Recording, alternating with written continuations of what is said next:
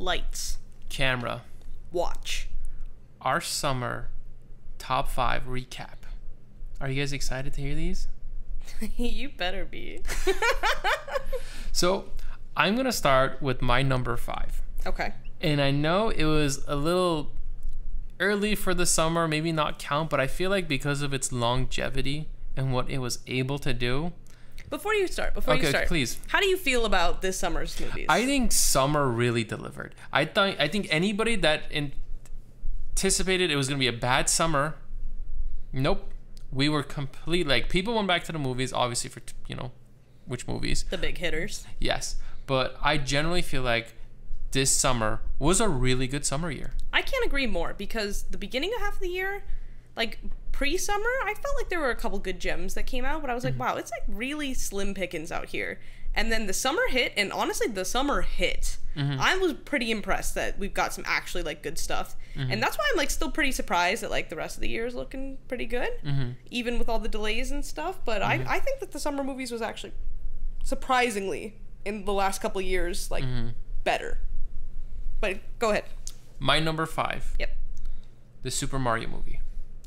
I thought it delivered a very safe, very family, very just, like, checked off all the boxes, but was so successful.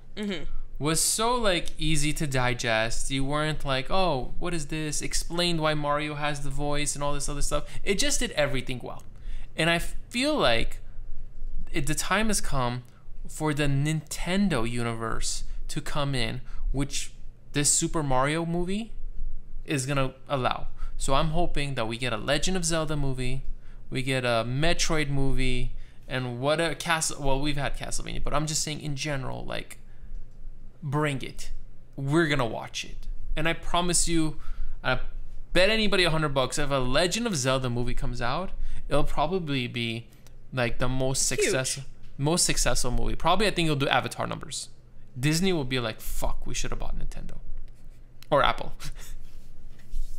I don't want to keep being the negative voice on this podcast. It's not negative, it's just a difference of opinion. And I will not talk down on a children's film.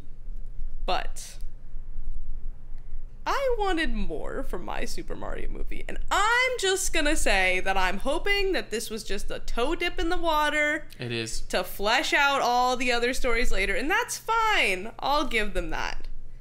Can't say I was a fan of the first one. The original Mario movie?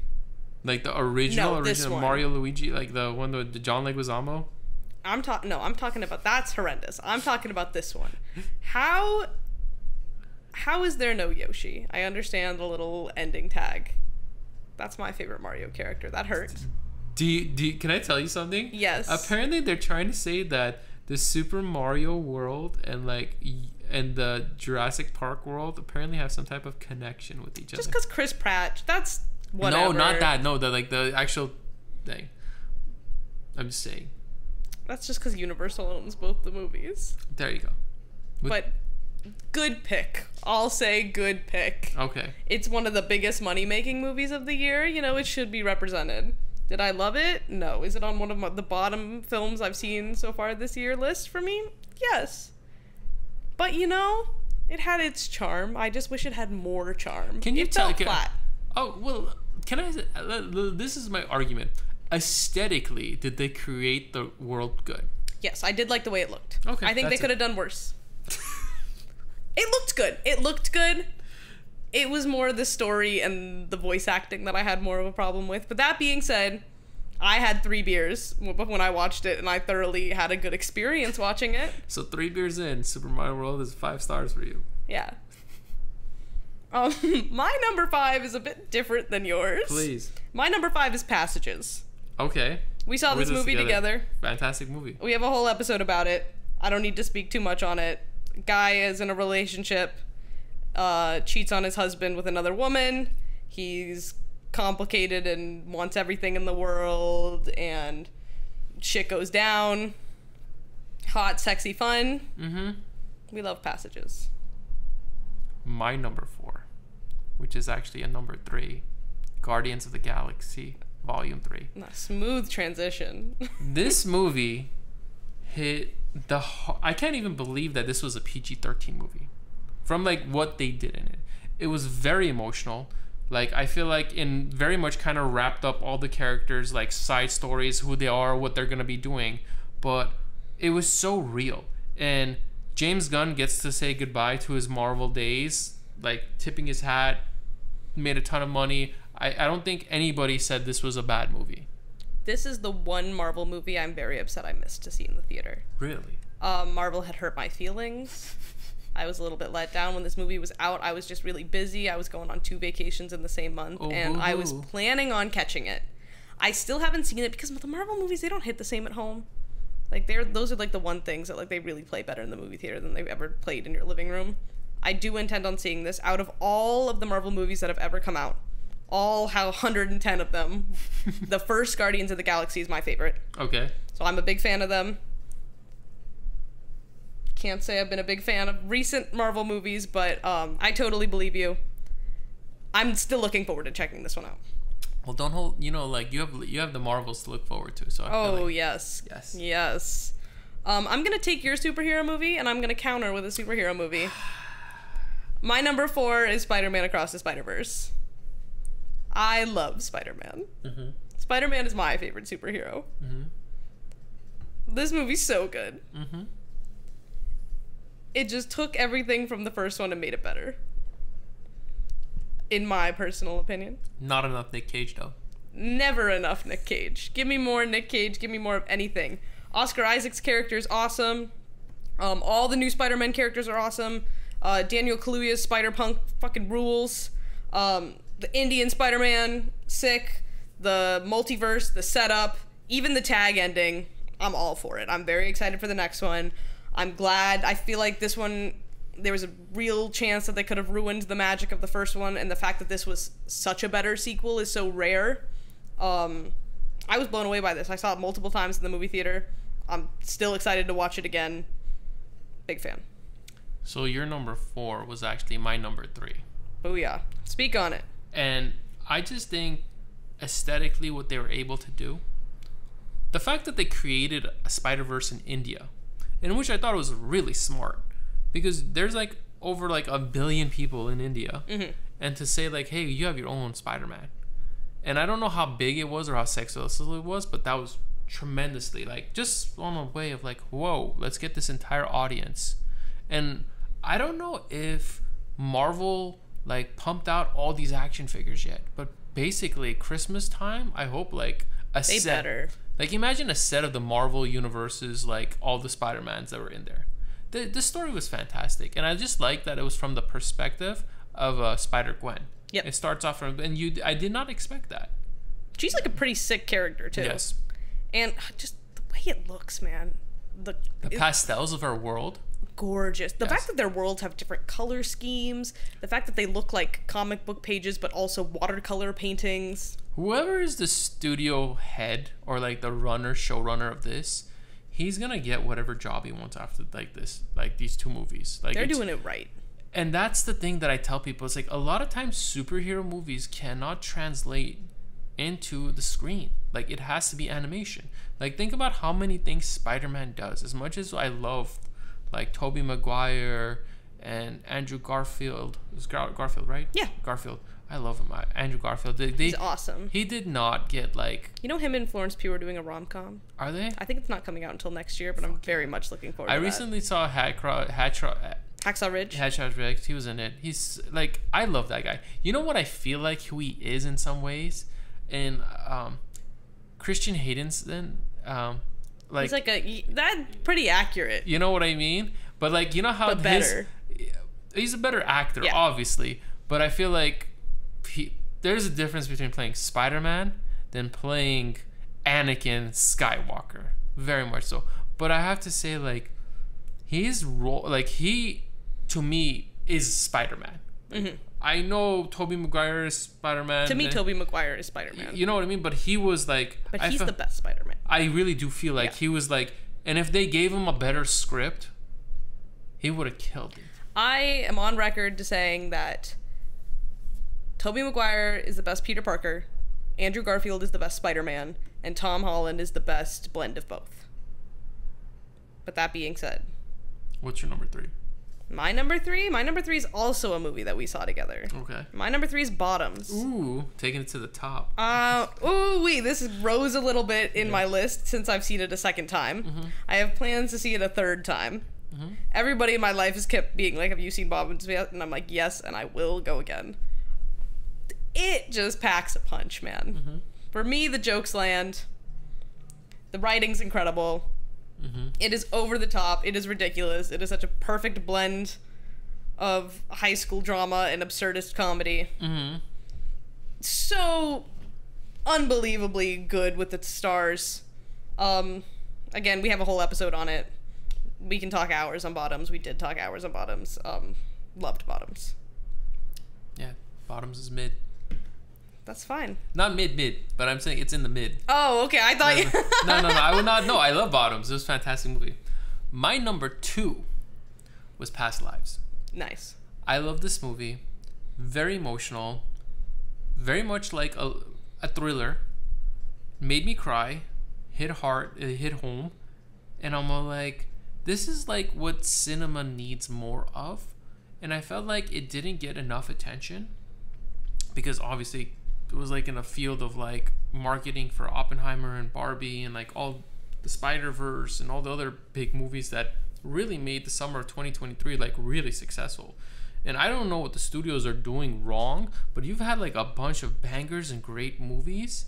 Like imagine if they had just made movies like this and didn't pump out like some other garbage, but like imagine how successful if they were able to focus and just like punch out like 3-4 good movies. But that's the magic of this movie, is that something like this is so easy to mess up, but you can just tell it was made with such love and such care and so delicate. Like it's a really rare gem. I tell everybody, watch Past Lives. Just pay like $3 wherever it is. Just watch it. You will not regret watching this movie. You will cry. It's just so like, I'm a sucker for like these like romance movies. I love it. I can't agree more, man. My number 2, this was really hard for me to put at number 2. This was really hard for me to put at number 2. I'm guessing on what it is. Is it girl? It's my girl. When you hear my number 1, you'll understand. My number 2 is Barbie. I love Greta Gerwig. I love her so much. Barbie did not disappoint. Margot Robbie, my guy Ryan Gosling. Everybody's seen Barbie. Everyone's heard everything on Barbie. I love it so much. I have now seen it 3 times. I just got my tickets to see it a 4th time in IMAX. They're putting it in IMAX for 1 week with additional footage. Oh, wow. I am ecstatic with this news. I've locked down my tickets early because they were already like filling up, and I said it's only coming out for 1 week in IMAX. So they're just gonna pump out to hit like 1.5 billion. Get it! Get my girl that money! I know. Let Greta do whatever she wants. That's good for her. It is like in the top 15 grossing movies of all time. Good for them. Top female director of all time. Give it to them. I hope it gets nominated for a Best Picture. I think that there are so many bangers out this year. It might not. Honestly, I just want Greta to get a Best Director nom more than anything. But if it's recognized in any category, and if anybody on the Academy is listening to this somehow, you need to nominate I'm Just Ken for Best Song. So Ryan Gosling has to take the stage and sing it. Imagine the ratings.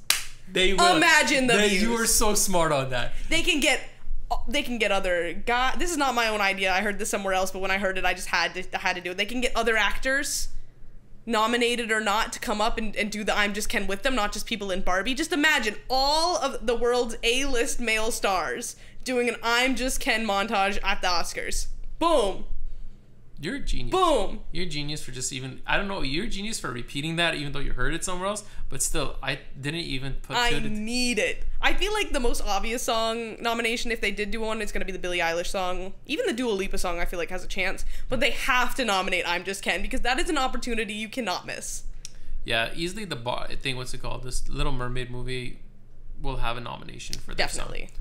So, my number 1 movie. What is it? Hit me! No, guess what it is. Guess what it is. You're not going to guess what it is. I'm not going to guess what it is? You're it's not. not the most obvious answer. Guess what what do you think it is? I think it is Oppenheimer. Nope, it didn't even crack my top 5. That is astonishing.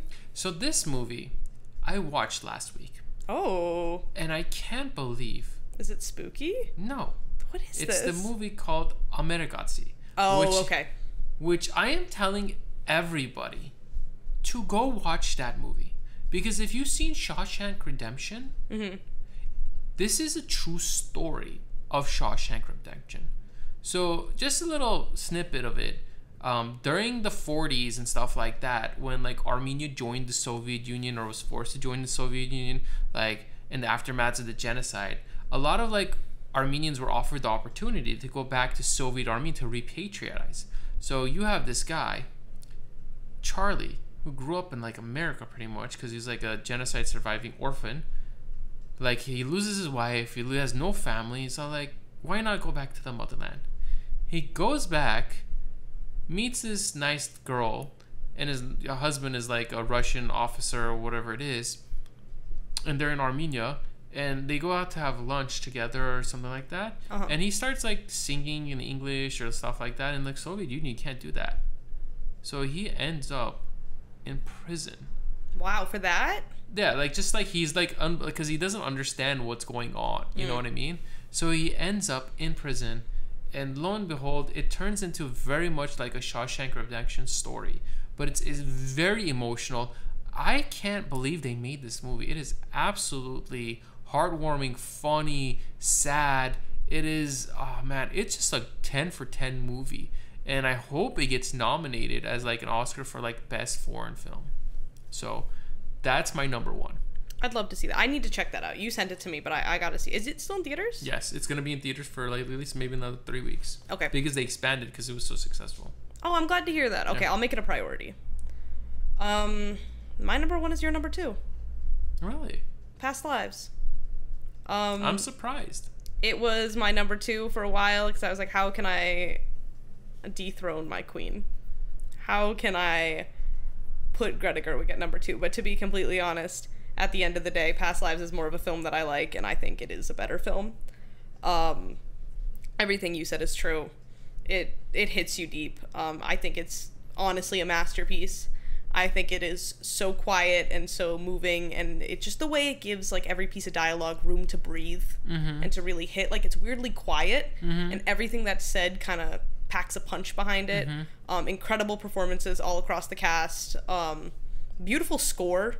I think Celine's song is definitely going to be someone to look out for in the future, considering this is her first film. I blown away by it. I heard good things when I went to go see it, but like no one had seen it. I saw it and I was literally begging anybody I knew to be like, can we talk about Past Lives? Like, have you seen Past Lives? And everyone's like, what the fuck is that? I hope it came out so early in the year. This is also on the earlier end of the summer movie things. I hope it's not overlooked for award season because I think it truly deserves it. Greta Lee should get a nomination, I think. Even a Best Picture nob would be awesome. If you can't tell, I really like the Oscars. But I love it. It's so good. It's my Super Bowl. Well, I'm glad it was on your list. No, I know. And by the way, Past Lives is like our number one YouTube review. You know that? Yeah. Isn't that wild? Yes.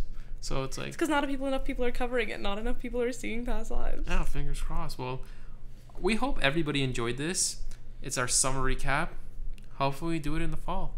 I'd love to do an end of the year recap, and you better believe we're coming strong for Oscars season. He's not getting away without that one. You got it. Have a good night, everybody.